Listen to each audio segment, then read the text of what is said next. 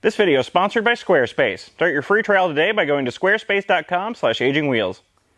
This is my Yugo. If you're not familiar with this car, let me get you up to speed. Faster than the Yugo would have originally. A few years ago, I drove all the way down to Atlanta, Georgia to make a video with this car. Just stop having friends and you'll get along with your Yugo just fine. The video's not very good. Don't go back and watch it, please. At some point after I made that video, the owner of this car at the time roasted the engine. Closed. Bent. Then sometime after that, everyone's favorite Russian-Dominican automotive YouTuber, Freddy Tavares Hernandez, bought this car. I bought the worst car ever made. Then with the help of Jared Pink, Pinky and the Brain got to work making this car a lot spicier. This is a 1.5 liter big block swap. The big block. And then, I don't know what I did to deserve this, Freddy gave me this car. Depending on your point of view, it might have been something bad, but I'm very grateful, because now I have a fast, spicy Yugo. 3, 2, 1.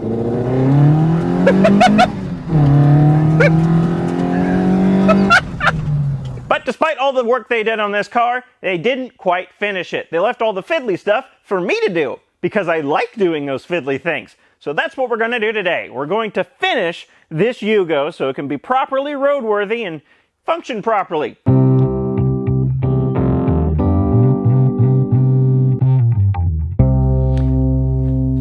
I have a lift.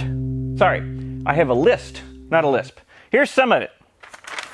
Here's some more of it. I don't know how much of this we're going to get to, but these are the big important items, starting with the steering rack. There's a lot of play in it. I don't know why, and it could be that the steering rack is fixable, but I've made this job easier and bought a whole new steering rack. So let's put that in there.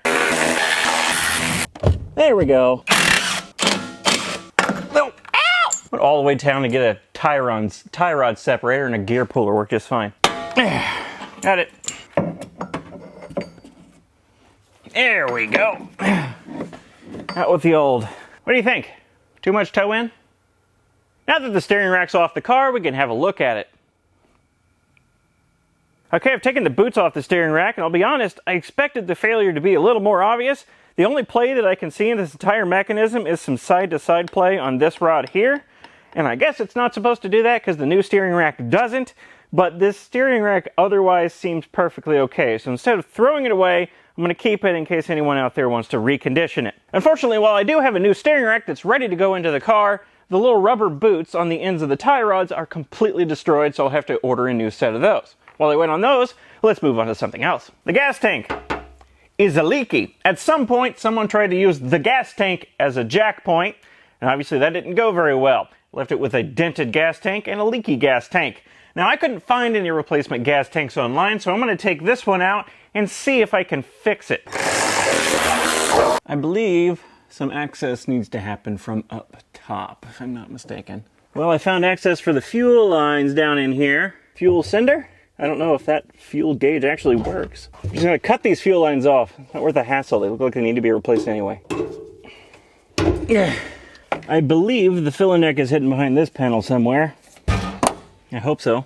Otherwise, I'm wasting my time right now. Oh, I broke the panel. Oh, God. Get that out of the way. There's some screws that I need to take out now. There we go. Looks like my hunch was right. The filler neck access is right here. So now let me get that out of there and disconnect it from the gas tank so I can finish dropping the gas tank.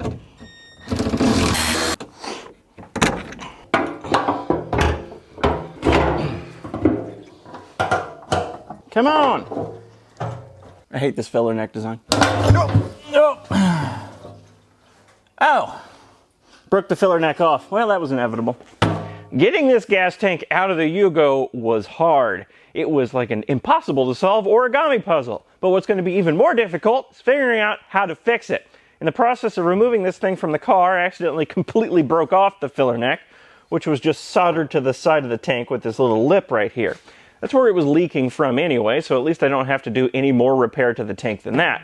But reattaching this to the tank is going to be a little more easier said than done, because for one thing, I bent the mouth that it solders onto in the process of breaking this off, but also, this is a gas tank. Before I can attempt to resolder it or weld it or however I'm going to reattach it, I need to completely neutralize the gas in here.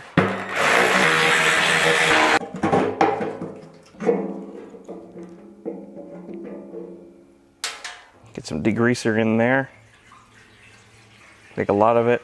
Here's my gas tank now. I took it outside, I rinsed out the inside with degreaser, then I liberally coated the outside of the gas tank with engine degreaser and then pressure washed the whole thing off. And then since it looks so pretty, I gave it a lick of paint, because why not? Then this filler mouth hole right here, filler neck mount hole thing, I tried to bend back in place. I did as good a job as I could, and then I hit it with a torch to remove all of the solder that still existed around the edge. Now, one thing I still don't understand about this gas tank is with this filler neck attached, when I do solder it in place, I don't know how this goes back into the car, because I've been fitting this filler neck piece in and out of the hole on the Yugo, and it has to go in at sort of an angle to get into that hole. And if there's a gas tank attached to it, I don't know how that would work. Maybe I can try feeding it upside down and then rotating it with the gas tank and fitting it in there. I don't really know. I'm going to have to solder this onto the gas tank and then try to figure it out. I have no idea how it goes into the car. That's why I ended up breaking it to get it out of the car, because I couldn't figure out how to get it out. Anyway, let's solder this thing onto the gas tank and then figure out the origami puzzle. Take a random guess at the angle.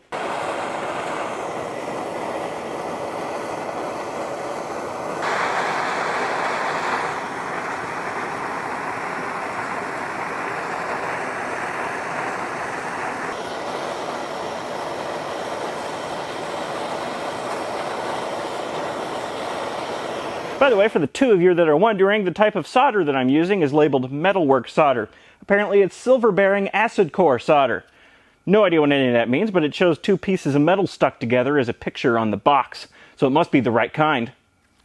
This fuel cylinder is interesting. This is probably common. I've just never seen it before, but it's got a little gasoline-powered damper on there to keep the float from bobbing up and down. Thought that's pretty neat. Anyway, in you go. Before I tackle the Tetris puzzle it is putting the gas tank back into place, I went ahead and replaced all of the non-hard fuel lines. The feed line going to the carb, the return line coming back. I even replaced this vent line that comes from a vent from the gas tank filler neck and goes all the way up to the front, even though it's not connected to anything anymore, but I figured I might as well go ahead and replace it while I have access to it since it's above the gas tank. Besides, the old vent line was completely shattered. It wouldn't even hold hopes and dreams, let alone gas vapors. So I replaced all those. Now it's time to do the job that I don't want to do. How did I do this? Got two lines to feed in. One of them's quite big and rigid. Let's feed the flexi line in first, since it's long and in the way. And then we'll try to figure out how to put this filler neck in. Vent line, go in, please. You're supposed to be the easy one. There we go. The vent line keeps getting stuck in this hard plastic grommet piece, and that hard plastic grommet piece needs to go there because it's a conduit that goes between two frame rails. So let's spray it with some lithium grease, and hopefully it will slide more easily. All right, vent line, go in your home, your nice lubed up home, and slide freely. Oh, that's much better. Still difficult though. Once again, how is the filler neck supposed to go into that hole? I have no idea. Let's disconnect the vent line from the tank. Try to put it in separately, because I don't know what else to do. Oh, God, I hate this so much! I'm getting mad now. I don't understand how this is supposed to go in there. I just don't get it. How does this hard fueler line feed in without the gas tank going through the bodywork? This doesn't make any sense. Let's try feeding it in upside down again. I don't know. There's some debris in the tank. I'll have to do extra filterage. Maybe go the other way. I feel like I'm gonna break something, but I also feel like it is legitimately working. I'm almost there. The parking brake cable is in the way though. I don't know what to do about this. Well, now it's just hanging on by the filler neck. Good thing I made a good solid solder joint. How do I get the freaking... I guess I have to start with it over the brake cable. There we go, okay. Re-thread it in. This time over the brake cable. Now there's a new problem. I need to connect that vent line in the 2 inches of hand space that I have. Hey, I got the vent line connected. It's almost there. It is in place. Oh God, wait, is it in? Nope. I have so little to go. Let's just get it in position. I can't even say position correctly, but I don't care because it's in position. Oh, that job was horrible. If you've worked on Yugos before and you have knowledge about putting in and removing the gas tank, I want to know, is that just how it is? Or is there some secret recipe that I'm missing? I got it in there by putting it upside down so that the filler neck could go into that hole with a grommet around it and then rotating it in place, and that sort of worked. But doing that, how are you supposed to access the vent line spigot and get it plugged into the tank? I don't understand. There's no way that tank could physically be forced to go straight up and just, shove the filler neck into place. I don't understand how that's supposed to work. Anyway, I got it into place. I'm going to take a break now, and then we'll move on. Hey man, you got a second? I want to show you this website I've been working on. Yeah, sure. I'm not busy. Well, it's not much to look at, but I've been working on it for 2 months. Oh, don't worry. I'll be gentle. What's the matter? This is your website? It's just a single image of a... What is that? A pug? It's a turtle. A turtle? Oh yeah, I guess I can see it.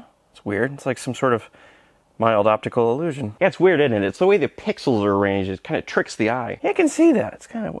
Anyway, you spent 2 months working on this? What did you spend those 2 months doing? Well, let's see. I started out learning basic JavaScript, spent a couple weeks on that, and then I found out no one uses basic JavaScript anymore, so I spent another couple of weeks learning AngularJS, and then I asked a question about that on a forum, and someone answered that question about Angular by telling me that instead I should be using React. So I dropped everything I was doing and started over from scratch, this time with React. I spent a couple of weeks learning that, and now we're here. Okay, that sounds pretty brutal. Given all that, I'm surprised you made it past Hello World. Actually, it does still say Hello World up in the corner there. Oh, yeah, it's right there.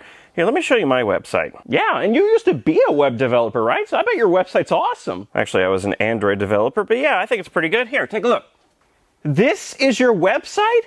This is fantastic. Well, thanks. You've got a shop and everything. This must have taken you a year to make this site. Actually, it only took about a day. A day? How? I use Squarespace. It's an all-in-one website building platform. Get your domain, choose your basic website from one of many, many different templates, and customize every bit of it, all without writing a single line of code. It's hassle-free. Well, I need that. What'd you say it was called again? Squarespace. And go to squarespace.com/agingwheels to get 10% off your first order. Right. Stare into space. No, Squarespace. Like the shape and then the empty void of? Right, Squarespace. Sorry, my mind's a little fried after all this web development malarkey. Well, you won't have to deal with that anymore. With Squarespace, there's nothing to upgrade, update, or patch ever. You just build your site and then get back to doing what you want to do. Well, that's good. I haven't seen my wife since I started this whole ordeal. Didn't you say you've been working on this for 2 months? Yeah, why? No reason. Start your free trial today at squarespace.com/agingwheels and use code AGINGWHEELS to get 10% off your first purchase. And thanks to Squarespace for sponsoring this video. What? Who are you talking to? I'm talking to them. Don't worry about it. They understand. All right, whatever. 10% off, you say? It's pretty neat. Squarespace. Build your dream website today. Oh, this is really easy to use. Using my link, of course.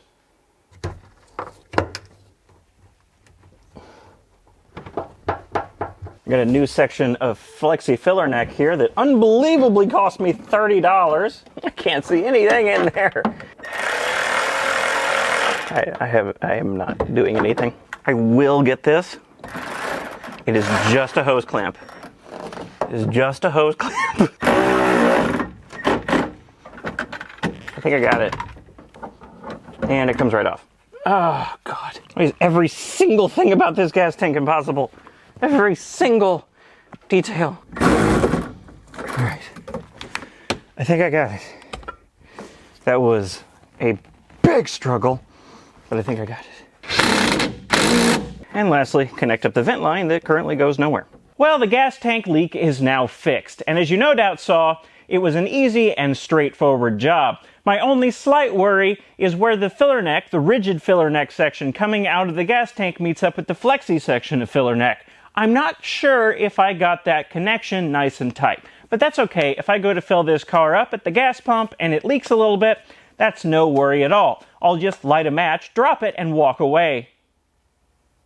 Next job I want to tackle, which should be significantly more fun, is lighting. After the front bumper delete, I temporarily relocated some LED blinkers to the bumper stocks here. I'd like to remove them from the bumper stocks, shorten the bumper stocks to make them a little less bulky, and then relocate these LEDs to somewhere more permanent. I'd also like to add a couple of marker lights to the front just for funsies. And I'd like to hook up these fog lights because as of right now, the wires go nowhere. So they're hella non-functional. And I would like to upgrade all the incandescent bulbs on the car to these newfangled things called light-emitting diodes.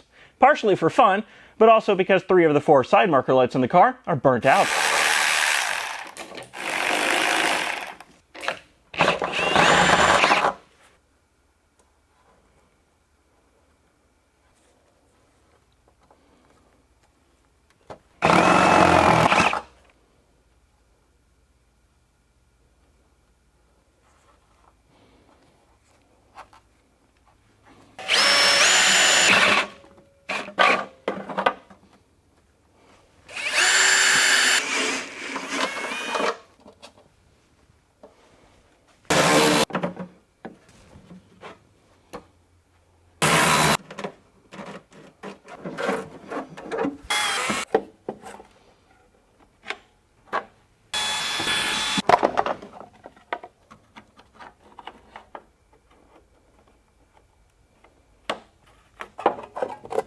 Got some new stainless steel screws to hold this in that don't fit at all.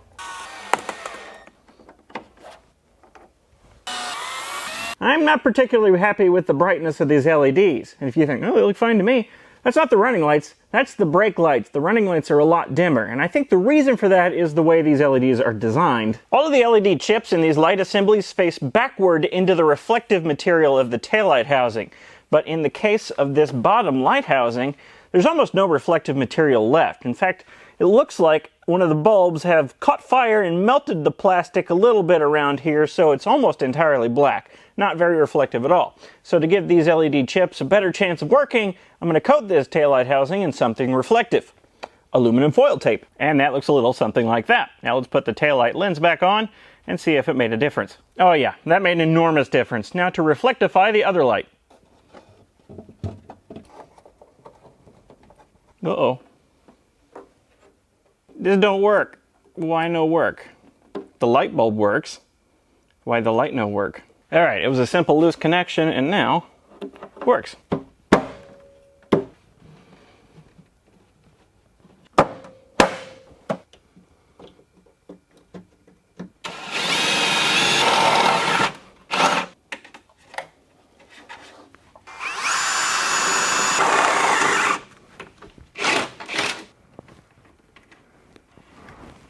I did some soldering, I replaced a grubby connection, and I spent about an hour chasing a loose connection that ended up being a blown fuse. But now it's done, let's take a look at the end results. Here's the parking lights. Nice. Here's the hazards. Here's the lights, and here's the brights, although I didn't touch them. However, one of the brights has started working, so that's nice. And in the back we have parking lights, hazards, and brake lights. So I'm done. Not quite though. If you've ever done the glowy hot thing to LED conversion on a car yourself, you'll know that I have one more step, because as of right now, the blinkers don't work. Well, I mean, they come on, but they don't, blink. LEDs draw significantly less power than their incandescent counterparts, which is a problem because the mechanical flasher out of the Yugo relies on all the current flowing through it to function properly. The current comes in and enters this flasher unit through this thin little wire, and because it's so thin, it heats up as the current flows through it, and as it heats up, it expands, and when it expands enough, this little contact closes, which bypasses this wire, allowing it to cool down and shrink, and as it shrinks, it opens the contact again, which then energizes that wire in this endless cycle. And every time this first contact closes, this electromagnet coil here gets energized, which pulls this second contact closed. This second contact is a second switch in the flasher, which in the case of the Yugo, operates the dash indicator light. That's in a nutshell how a flasher like this one works.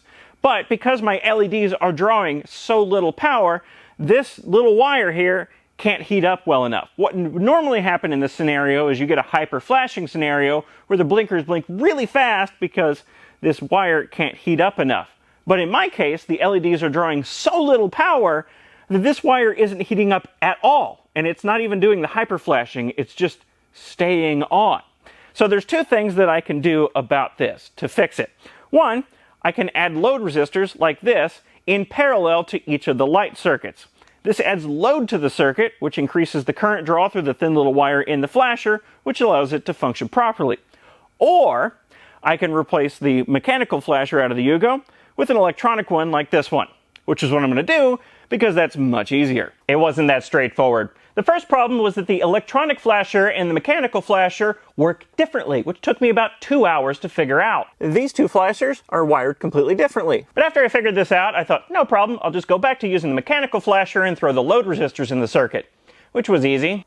Ow! But that didn't work either. With one load resistor wired into each circuit, it was still doing the hyper flashing thing, but with two load resistors, it was blinking too slow. It was actually kind of at the right speed, but the main problem is the dash indicator wasn't working anymore. With either circuit were any number of resistors, so clearly there was something wrong with my mechanical flasher. So at this point I was fed up, and I went to the auto parts store and bought 4 different kinds of flashers. 3 electronic flashers and 1 mechanical flasher just to see which one would work and return the ones that didn't. The one that ended up working? The mechanical flasher, the new mechanical flasher. I guess I broke the mechanical flasher that I took out of this car by taking it apart and dropping it a few times and making it feel bad about itself. So a new mechanical flasher wired in the circuit with 1 load resistor wired in parallel to each side circuit did the trick. Only took me a whole day to figure it out. On the front here, you may have noticed I decided to ditch these LED chonkers entirely. No matter where I put them on the front of the car, they always looked a little bit goofy. Plus, these are just marker lights. They're not turn signal / marker lights. They're not 2-stage lights. And I ditched them in favor of these little button LEDs here. Now, I like the placement of them, and I like the concept of these little button LEDs, but I'm not in love with the exact ones that I ended up getting.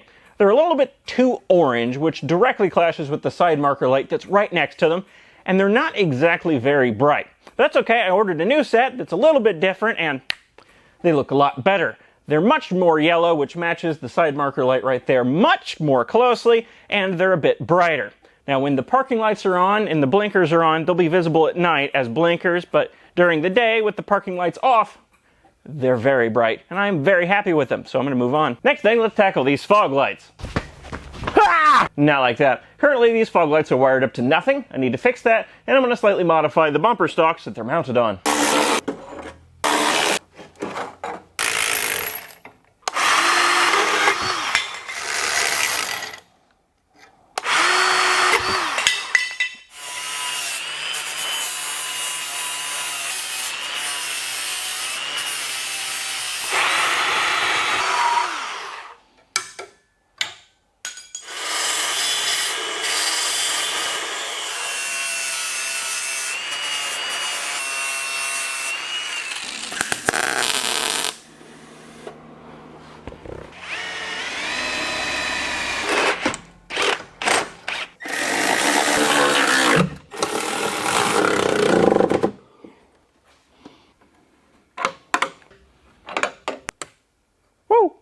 Let me take you over the wiring real quick. I have one positive coming off the battery to the switched output of the relay, and then the other end of that output goes to one fog light and two, and they're both grounded on the bodywork.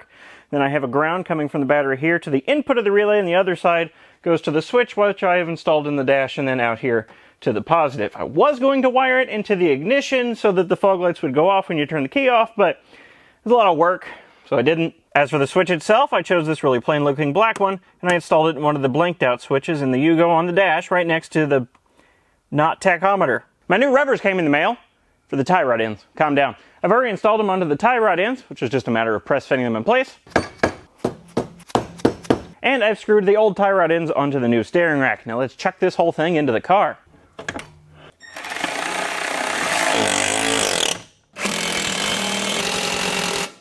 Hey! There's a big problem. I just took the Yugo out for a test drive after putting the new steering rack in the car, and I can describe the steering on that test drive using this graph. But if you need a more visual demonstration,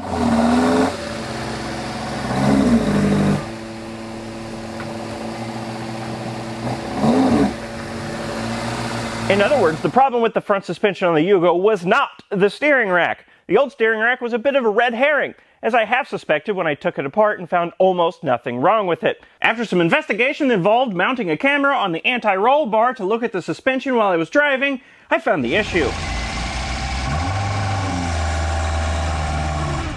Freddy tried to kill me! He's the one that put these coilovers in the car. He deliberately left those bolts loose. He knew that I would get out on the road and veer off into a tree or something. Or, you know, the camber bolts came loose over time. But no, Freddy tried to kill me!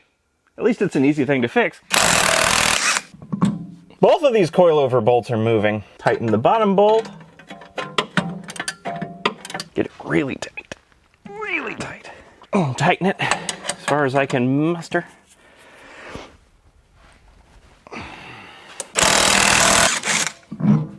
Yeah, the bottom bolt and the top bolt are once again loose on this side.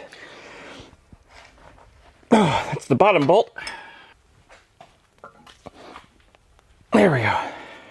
That should be good. Hey, I did something while you weren't looking. I took the Yugo for a safety inspection, which had failed for piddly little reasons. One, the horn didn't work. It was missing a side rearview mirror, and it needed new wiper blades. So I made a few minor modifications. I gave it new whipper blades.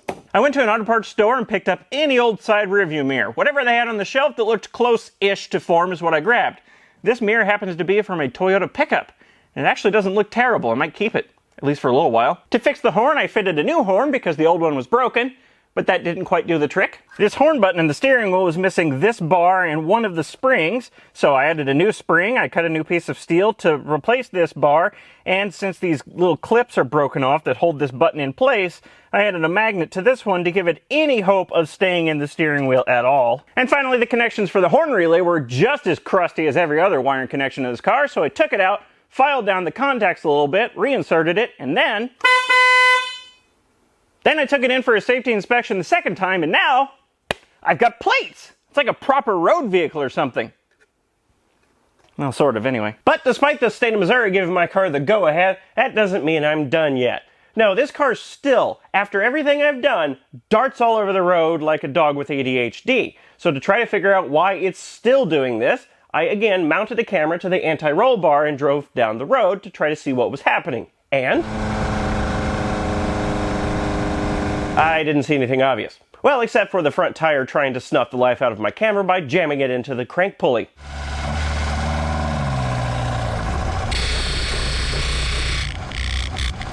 So I'm going to replace a couple items under here that look like they might need a little bit of attention.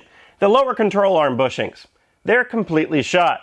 On the left side, it's not too bad, it's cracking and perish, but on the right side, there's chunks missing, and since the right side wheel feels like it's moving around a little bit, it seems likely that that might be my culprit. So I ordered 2 new lower control arms. Did I need to order the entire control arm? No, I could have just ordered and replaced the bushing itself.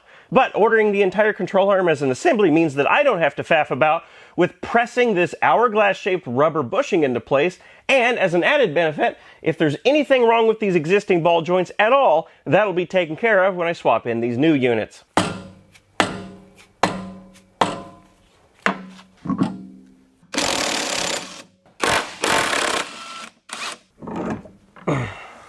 I'm having quite a bit of trouble getting this ball joint out of its socket, so I went out and bought a new torture device, or tool, depending on your perspective. This has to give some point.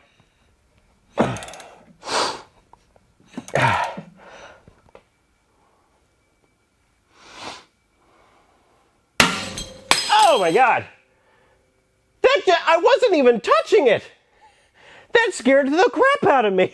Holy crap! Ah, crap, I gotta take the CV shaft out too. There we go. Pop the new one in before I put that CV shaft back in place.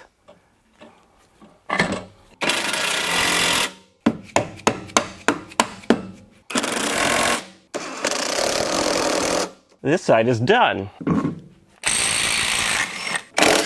Ah! There's a gearbox in my way. Every tool's a hammer. All right, let's break out the unexpectedly scary tool. That's getting pretty tight. I'm gonna walk away and see if it splits on its own. Do, ignoring it. Do. Quite a lot of tension in that separator tool. It's not doing anything, so I'm gonna put on the safety glasses and hit it with heat. Let's take the ratchet off of it first. Oh God, I'm so afraid. If I wanted to reuse this ball joint or that rubber that was there, I would not be doing this, but I've got a new part to replace it, so it's fine.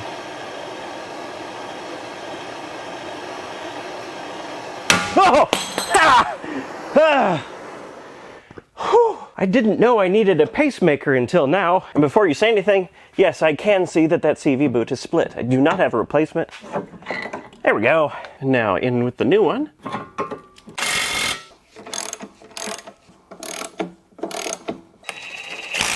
So that's the new lower control arms installed. Do I think those new lower control arms will fix my ponderous steering issue?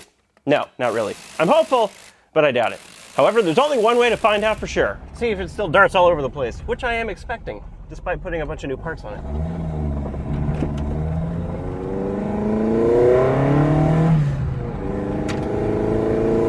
Oh, there it goes. Oh, it still darts. So if the problem with my front suspension isn't that something's loose, what is the issue? Well, I'm pretty sure it's the alignment, or lack thereof. I can visually see from the outside of the car that both front wheels have toe in. They're facing each other. As I go down the road, again, this is just a theory, whatever front wheel has the most grip decides the direction of the car. So as I go down the road in a straight line, the front wheels are fighting each other. As I go over all the minor bumps and undulations in the road, that affects the grip at each front wheel, and it's just changing direction ever so slightly, which from the driver's experience is quite a lot. So you might say to that, okay, well, fix the alignment. But here's the problem with that. The tie rod is all the way adjusted inward on both sides, so I have no more adjustment room. And the reason for that, I believe, is because Jared went full stank with the camber angle on the car. And the camber angle on the front suspension of the Yugo, and probably most cars, heavily affects the toe angle as well. So to that you might say, okay, well, unstank the camber, and then you can fix the toe angle, and you'll have a Yugo that drives in a straight line. But the problem with that is, the reason Jared went full stank with the camber isn't just for laughs, it's also for clearance, so the tires will tuck up underneath the fenders. So before I fix the caster or the toe angle, I also have to fix the clearance issues. So that's a problem that's going to wait for later. Besides, it's not like the car's undrivable right now.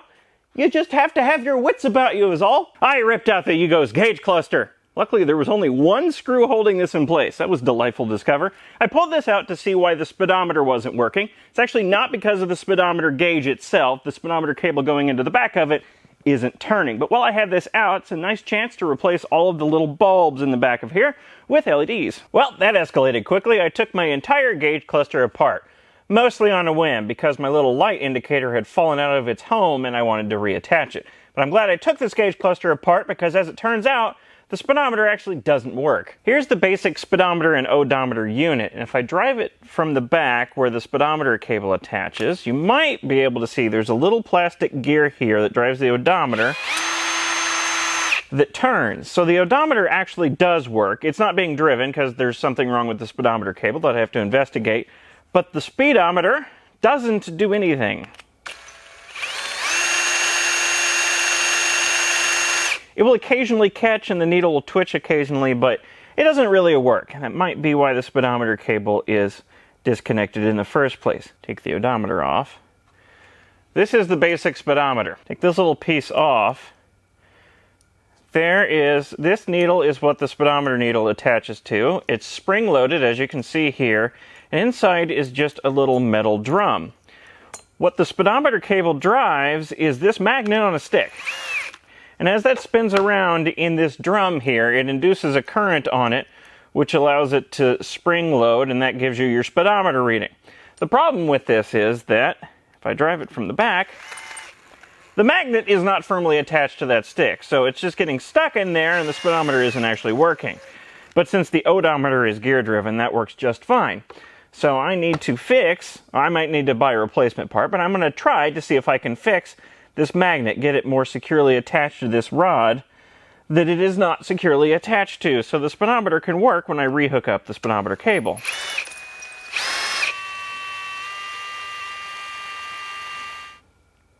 Nope, we got it. Now all I need to do is attach this magnet into this shaft here. Can I just use epoxy? I think I can just use epoxy for that. All right, let's just push that back on there with epoxy. Just let that sit and harden. Okay, I believe the epoxy onto this speedometer drive magnet is sufficiently cured, so now I can reassemble the everything.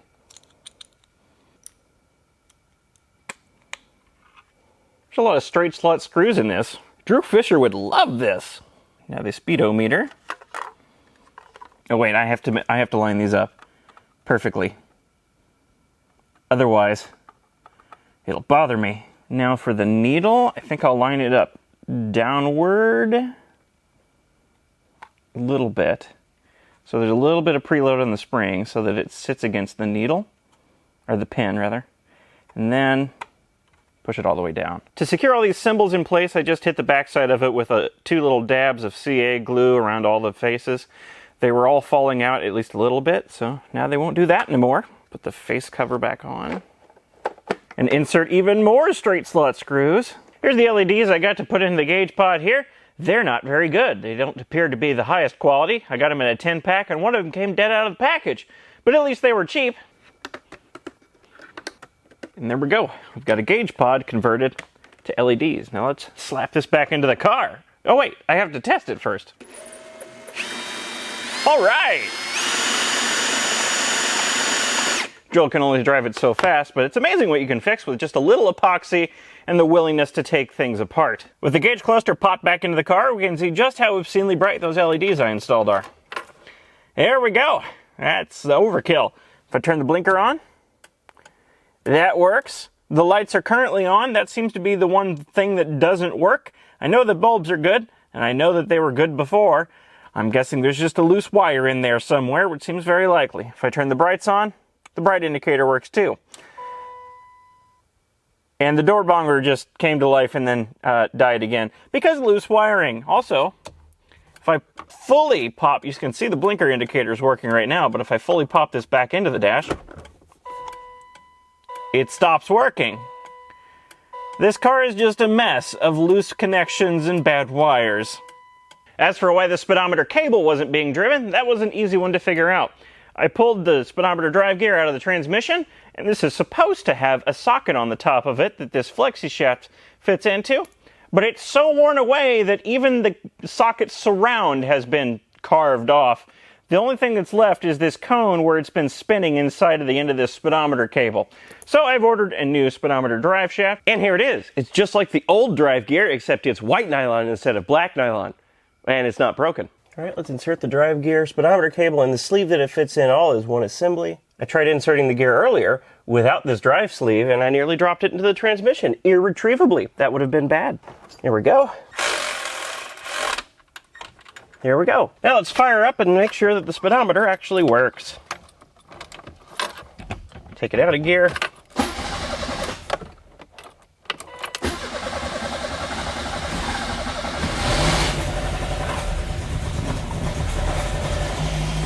She's a little bit cold. Let's put her in fourth. And release the clutch. Hey! Speedometer! Awesome! I can tell how fast I'm going now.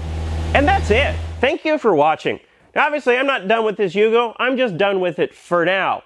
In the next installment of this little project series, I'm first and foremost going to tackle the front suspension issue so it can, drive in a straight line.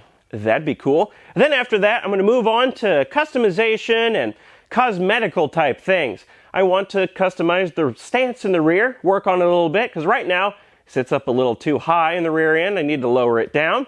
And I want to start tackling the interior. I'm not going to go full pimp my ride on it or anything, but I want to, at the very least, make it a little less gross. There are functional items all over the car that need just a little bit of work. I'll probably tackle those. And frankly, I'll do whatever I feel like doing in the moment in the next installment. Until then, thank you for watching again, and special thanks to my Patreon supporters, and I'll see you next time.